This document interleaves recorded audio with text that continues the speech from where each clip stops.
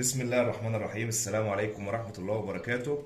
النهاردة إن شاء الله هنفتح مع بعض درع اليوتيوب. الحمد لله وصلنا 160 ألف مشترك. اتأخرت شوية في موضوع درع اليوتيوب، لكن بدأت إن أنا أدور إزاي بيجي، والحمد لله جاني النهاردة. تعالوا نفتح مع بعض ونشوف محتويات الدرع. نفتح كده.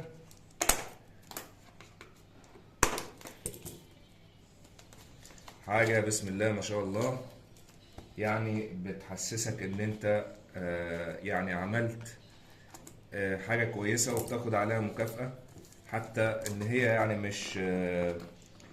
مش مكافأة مادية، او يعني ممكن تكون قيمتها المادية تساوي الصفر، الا بقى لو حد مثلا حب يشتري مثلا الدرع. في ناس بتحب ان هي تشتري الحاجات ديت، لكن انا طبعا هحتفظ بيها، لان ديت حاجة يعني حاجة مكافأة جميلة، صعب ان هي تتحقق بسهولة.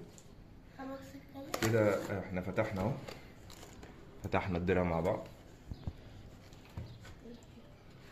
فتحنا العلبة مع بعض.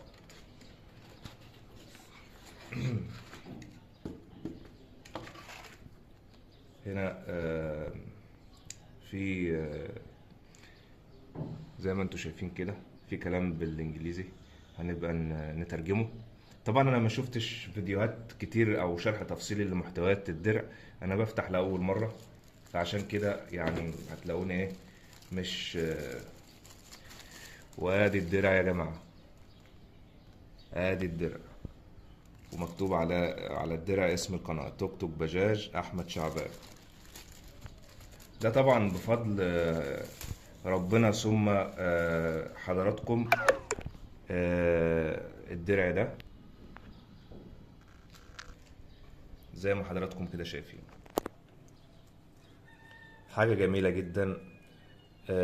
كل واحد يقدر ان هو يفتح قناة وعنده اي محتوى يقدر يفيد بيه الناس يعمله، ما يترددش، لان هو مش هياخد منك يعني وقت كتير.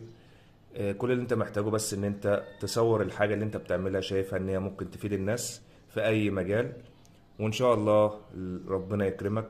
بس هو الموضوع عايز صبر، هو الموضوع اذا ما كسبش معاك مش هيخسرك. شكرا لكم على المشاهدة. كان معكم أحمد شعبان، وإلى اللقاء في فيديو قادم إن شاء الله، والسلام عليكم ورحمة الله وبركاته.